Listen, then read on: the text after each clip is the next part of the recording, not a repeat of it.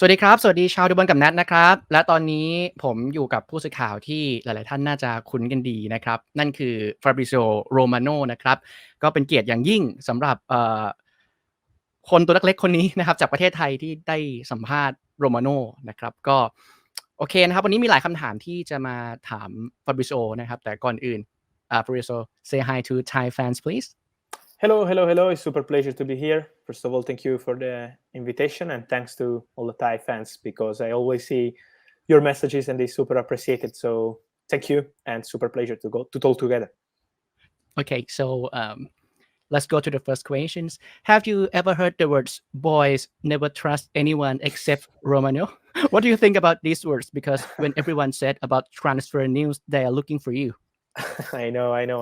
I saw around on social media this kind of stuff sometime and I love it. To be honest, it's super funny because my career has always been linked and related to social media. So I really respect when people are sharing news or doing things or are commenting my news on social media.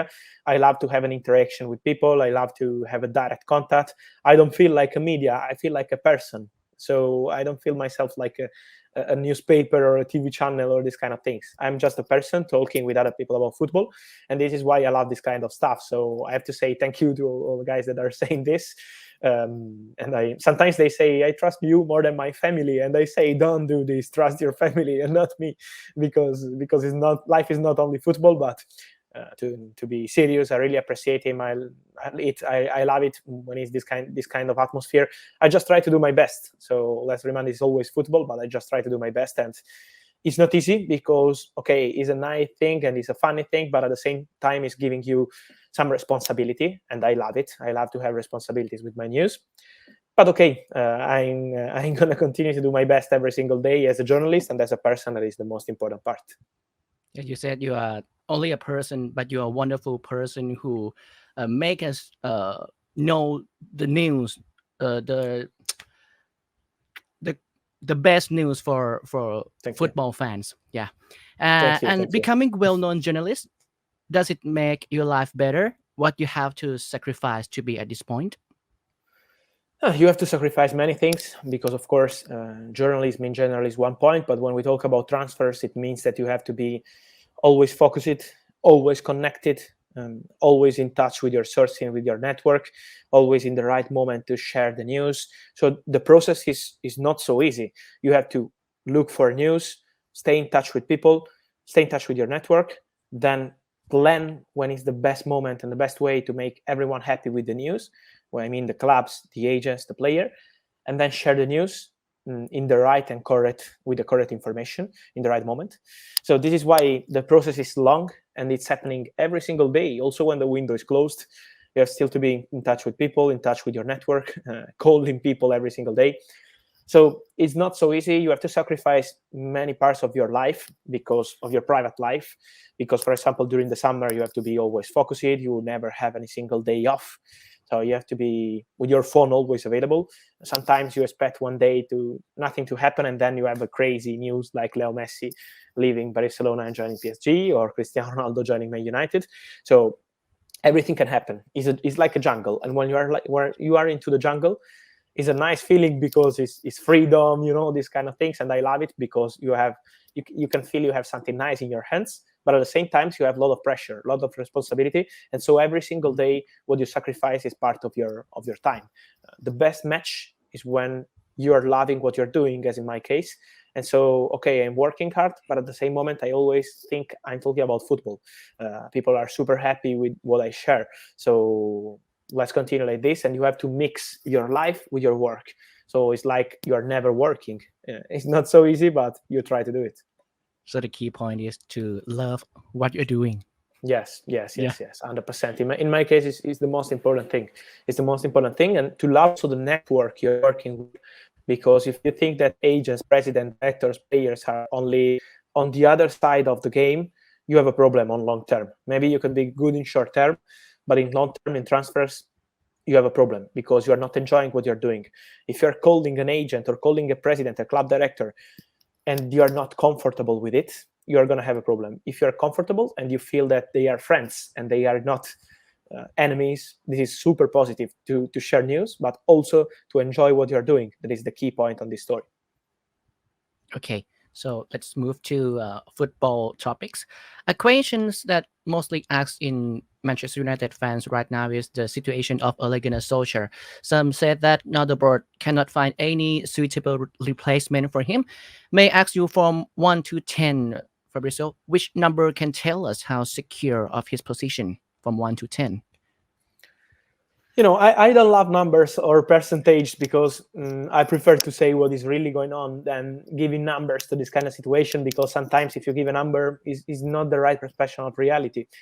I would say we are around the 6 in this moment. If I have to say a number, we are around the 6, no more than 6, because my United board are not happy with the situation. Also, Woodward was speaking today and they said, okay, we need to change the situation on the pitch. We want results on the pitch. So the summer for Man United was amazing with Cristiano, Varane, Sancho, top signings, but it's time to show on the pitch what is the value of this team, on the pitch what is the value of the history of Man United, and they can't accept to lose with Liverpool like this, with Man City not playing Man United level football. So 100% they want to change the situation. At the moment, they feel that Ole is still the man to try to do it, but it's not a secure job because, of course, the situation is dangerous for Man United. I think if they will lose some games, the coming games, it's going to be a lot of pressure, and this 6 can become a 4 or 3. So this is why the situation is not safe yet for Solskjaer. He needs to prove that he's the right man to do it. So we have to keep an eye on for United form. Yeah. 3 games or for until Boxing Day, something like that.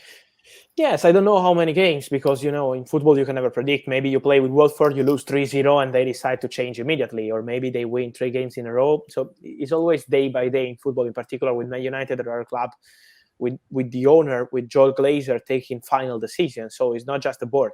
Okay, the board is important. They have a power, of course, but then the final decision is always up to Joel Glazer, and he can change the situation in every single moment. So this is why in this kind of structure of club, you have to wait and see after every single game what's going on and what is the atmosphere in the club and in the board and in the dressing room. Many factors can change this future of Solskjaer, but at the moment they are still, the main part of the board are still backing him. United fans vote for Erik Ten Hag, but he's a popular choice in the market of managers right now. Many teams wants him. If not United, where is the destination that Erik should go, and how possible of him being the successor of Ole Gunnar Solskjaer? Yes, I think Ten Hag, as you say, is super appreciated by top clubs. So I still don't know what is going to happen with many managers next summer, but I'm sure that he will be one of the managers approached by top clubs. For example, Barcelona, before appointing Xavi 1 month ago, the president Juan Laporta wanted Erik Ten Hag. He was in the list, and it was a serious option in the list. They were trying for him. Ten Hag was not prepared to leave Ajax. He's a super respectful person. Also because when Tottenham approached him in June, Ajax did everything to keep him. They gave him a new deal. So this is why the situation between Ajax and Ten Hag is super respectful at the moment. And also with the director, Mark Overmars, is exactly the same. Newcastle approached him with an incredible economical proposal, but Ten Hag said no because he wanted to respect Ajax. So this is why I think it's going to be super complicated to change the situation with Ten Hag during the season. And at the same time, Ajax are doing great. For example, they have 12 points in Europa League. They are doing incredible in in Champions League. So they are fighting at top level in Champions League. So this is why Erik Ten Hag is not planning to leave. Next summer, I think it could be one of the names. We have to see if Man United will change and replace Ole Gunnar Solskjaer during the season, going for a manager that could be also the man for the future, or maybe if they want to go with an interim manager, and so next summer Ten Hag could be an option. For sure, Ten Hag is one of the most appreciated managers in Manchester United board list, together with Brendan Rodgers and together with Mauricio Pochettino. There are 3 managers that are in Man United list, but at the moment there are no negotiations because Ten Hag is not planning to leave.